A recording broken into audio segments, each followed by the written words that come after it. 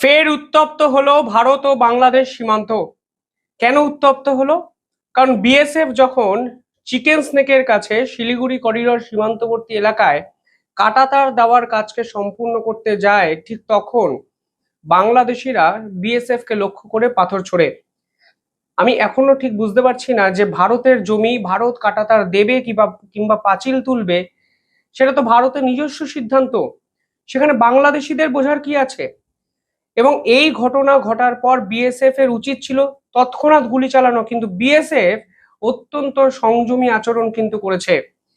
আমাদের জায়গাতে আমরা কাঁটাতার দেব নাকি সেটা আমাদের সিদ্ধান্ত, এটা জানার পরও বাংলাদেশিরা দিনের পর দিন সীমান্তে যে ধরনের আচরণ করছে তা কিন্তু এক কথায় মেনে নেওয়া যায় না। বাংলাদেশিরা সত্যি কি জানে না যে তাদের সেনাবাহিনীর স্ট্রেংথ কতটা? তারা কি সত্যিই জানে না যে বিএসএফ যদি অ্যাগ্রেসিভ কোনো স্টেপ নিতে শুরু করে তাহলে এই বাংলাদেশের মতো ছোট্ট একটি রাষ্ট্র কার্যত উড়ে যেতে পারে?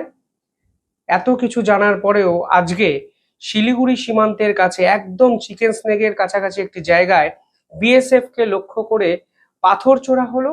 সে খবর আজকে সামনে এসে আপনারা দেখতে পাচ্ছেন স্ক্রিনে। শুধু পাথর ছোড়া নয়, একাধিক ধারালো অস্ত্র, লাঠি, বল্লম, সমস্ত কিছু নিয়ে বাংলাদেশিরা এই সীমান্তবর্তী অঞ্চলে জড়ো হয়।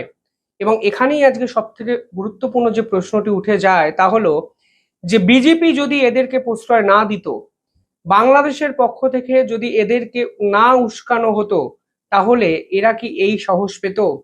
এক কথায় উত্তর হলো না। অর্থাৎ এই ধরনের আচরণের পিছনে নিঃসন্দেহে বিজেপি এবং বাংলাদেশের সরকারের কিন্তু সরাসরি যোগ আছে, তা কিন্তু ভারত স্পষ্ট জানে এবং ভারত বুঝেছে। বিএসএফ কে লক্ষ্য করে পাথর যদি ছোড়া হয় তাহলে ভারতীয়রা কি মেনে নেবে? আজকে 16 কোটি বাংলাদেশির বিপক্ষে যদি 130 কোটি 40 কোটি ভারতীয় যদি জড়ো হয়, তাহলে এই বাংলাদেশের মতো রাষ্ট্র কি করবে? বিষয়গুলো অবাস্তব শোনালেও বিএসএফ কে লক্ষ্য করে বাংলাদেশিরা পাথর ছুটছে, এটাও তো কত বড় অবাস্তব কাজকর্ম, তা হয়তো আন্তর্জাতিক স্তরে এবার বুঝতে পারছে। এই ঘটনার পর বিদেশ মন্ত্রকের পক্ষ থেকে একটি প্রেস কনফারেন্স করা হলো। সেখানে বিদেশ মন্ত্রক পরিষ্কার বলে দিল যে কোনো অবস্থাতেই কাঁটাতার দেওয়ার কাজ থামবে না। উল্টে সরাসরি তারা বলল যে বাংলাদেশের হাতে অফিসিয়ালি 2660 জনের কাছাকাছি, 2680 জনের কাছাকাছি বাংলাদেশিদের ফাইল তুলে দেওয়া হয়েছে। অর্থাৎ যে বাংলাদেশ দিনের পর দিন সীমান্তে কাঁটাতার দেওয়াকে কেন্দ্র করে বিরোধ সৃষ্টি করেছে, সেই বাংলাদেশের হাতেই বলটা ঠেলে দেওয়া হলো এবং বলা হলো, নাও ভাই, তোমাদের 2700 জনের লিস্ট আমরা দিলাম, তোমরা কি করবে আমরা আমাদের জানাও। কিন্তু এই প্রসেসে যদি দীর্ঘমেয়াদী কোনো রফা সূত্র বের করার তোমরা চেষ্টা করো, তাহলে ভারতের পক্ষ থেকে সোজা এদেরকে ধরে তোমাদের দেশে পুশিন করে দেওয়া হবে। সেখানে পরিষ্কার বলা হয়েছে যে ভারত নাগরিকত্ব যাচাইয়ের উদ্দেশ্যে 2680 জনেরও বেশি মানুষের নাম বাংলাদেশি কর্তৃপক্ষের হাতে হস্তান্তর করেছে। একবার এই নাগরিকত্ব যাচাই করার প্রক্রিয়া সম্পূর্ণ হলে এই ব্যক্তিদের বাংলাদেশে পাঠানোর ব্যবস্থা করা হবে। পাশাপাশি বিদেশ মন্ত্রক অফিসিয়ালি যেটা বলছে তা হলো ভারতে বসবাসকারী সকল অবৈধ নাগরিকের বিপক্ষে আইন অনুযায়ী ব্যবস্থা নেওয়া হবে এবং একই সঙ্গে বাংলাদেশিদের এই পুরো বিষয়টি কোনোভাবে আর সহ্য করা হবে না, তা বিদেশ মন্ত্রকের পক্ষ থেকে পরিষ্কার জানানো হয়েছে। এবং আরো একটা ইম্পর্টেন্ট বিষয়, বিদেশ মন্ত্রক এখানে অফিসিয়ালি বলেছে যে ভারত ও বাংলাদেশ এক্ষেত্রে একই সঙ্গে নাগরিকত্ব যাচাই করবে। এবার একই সঙ্গে নাগরিকত্ব যাচাইয়ের বিষয়টি কি? এই পুরো বিষয়টি যদি বুঝতে হয় আপনাদের হাকিমপুর সীমান্তে আসতে হবে। শেষ 2-3 দিন ধরে আপনারা দেখেছেন ধারাবাহিকভাবে হাকিমপুর সীমান্তে পশ্চিমবঙ্গ এবং ভারতের বিস্তীর্ণ জায়গায় ছড়িয়ে ছিটিয়ে থাকা অবৈধ বাংলাদেশিরা এসে জড়ো হচ্ছে। তারা প্রকাশ্যে বলছে যে তারা কেউ দালালকে 10,000 টাকা দিয়েছে, কেউ 7,000 টাকা দিয়েছে, কেউ 8,000 টাকা দিয়েছে এবং সেভাবে তারা ভারতবর্ষে ঢুকেছে। এই ভারতবর্ষে ঢুকে তারা বিভিন্ন জায়গায় ছড়িয়ে ছিটিয়ে পড়েছে, ফলে এদেরকে খুব সহজে ডিটেক্ট করা যায়নি। আর পশ্চিমবঙ্গে বাংলাদেশিদের তো মানে অগাধ যাতায়াত, তৃণমূল নেতাদের সৌজন্যে তাদের Aadhaar card, voter card, PAN card, এমনকি কোভিড ভ্যাকসিনেশন সার্টিফিকেটও জোগাড় করা হয়ে গেছে। ফলে খুব সহজেই কে বাংলাদেশি এবং কে পশ্চিমবঙ্গের বাসিন্দা সে বিষয়ে কিন্তু কনফিউশন তৈরি হয়েছিল তৃণমূল কংগ্রেসের জামানায়। কিন্তু বিজেপি ক্ষমতায় এসে এই অবৈধ বাংলাদেশিদের একঘরে করার কাজ শুরু করে এবং সরাসরি বলা হয় ডিটেক্ট, ডিলিট এবং ডিপোর্ট, অর্থাৎ এদেরকে ধরো, আইনের আশ্রয় নিয়ে আইন অনুযায়ী তাদেরকে বাংলাদেশে পুশ ইন করে দাও। এই কর্মকাণ্ড শুরু হওয়ার পর আতঙ্কে ভোগে বাংলাদেশিরা। হাকিমপুর সীমান্তে একে একে বাংলাদেশিরা এসে জড়ো হয়। এবার আজকে ভারত সরকারের পক্ষ থেকে বলা হয়েছে দ্বিপাক্ষিক সিদ্ধান্ত নেওয়া হবে। এর অর্থ হলো বিএসএফ এর পক্ষ থেকে বলা হয়েছে যে যারা বাংলাদেশে ফিরে যেতে চাইছে তাদের সঙ্গে বিজেপির যোগাযোগ করিয়ে দেওয়া হবে। প্রাথমিকভাবে আমরা এই অবৈধ বাংলাদেশিদের আইডেন্টিটি ভেরিফিকেশন করব এবং ভেরিফিকেশন করার পর এদের তথ্য বিজেপির হাতে তুলে দেব। বিজেপির পক্ষ থেকে এদের তথ্য ডবল চেক করা হবে, অর্থাৎ ক্রস ভেরিফিকেশন করা হবে এবং বিজেপি 100% নিশ্চিত হওয়ার পরেই তাদেরকে বাংলাদেশে ঢুকিয়ে দেওয়া হবে এবং ভারতের এতে কোনো আপত্তি নেই, কারণ এরা নিজেরাই বলছে বাংলাদেশি, এরা নিজেরাই জেলে যাওয়ার ভয়ে বাংলাদেশ সীমান্তে এসে জড়ো হয়েছে।